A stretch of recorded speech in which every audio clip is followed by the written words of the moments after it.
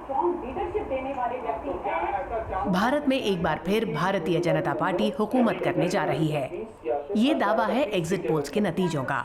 मुल्क में हुए तकरीबन हर बड़े एग्जिट पोल्स के मुताबिक बीजेपी की लीडरशिप वाले एनडीए अलायंस को 543 में से 277 से लेकर 365 सीटें तक मिल सकती हैं।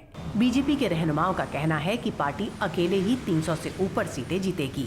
ऐसा हुआ तो ये उसकी 2014 की परफॉर्मेंस से भी बेहतर होगा, जब उसे 282 सीटें मिली थी। यही वजह है कि बीजेपी एग्जिट पोल्स पर बहुत तवज्जो दे रही है। नरेंद्र मोदी जी का समर्थन का कंसोलिडेशन गाँवों में गरीबों के बीच, उन लोगों के बीच हुआ है जो साधारणतः दूसरी पार्टी के समर्थन आधार होते थे। इसलिए इस बार नरेंद्र मोदी के वेव में पार्टी को स्वयं को 300 से अधिक सीटें मिलेंगी। इस बार के एग्जिट पोल कांग्रेस की लीडरशिप वाले यूपीए अलायंस को 82 से 164 सीटें दे रहे हैं।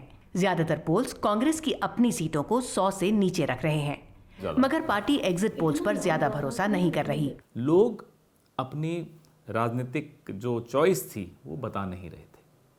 लोग बिल्कुल या तो पीयर प्रेशर था या घबराए हुए थे कि कहीं मोदी जी के खिलाफ बोल दें तो पता नहीं, एक माहौल होता है अलग अलग शहर कस्बे गांव में।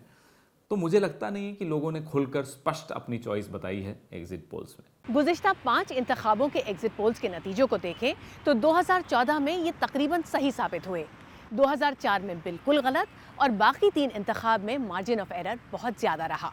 यानी कुल मिलाकर एग्जिट पोल के नतीजों पर आंख मूंद कर यकीन नहीं किया जा सकता।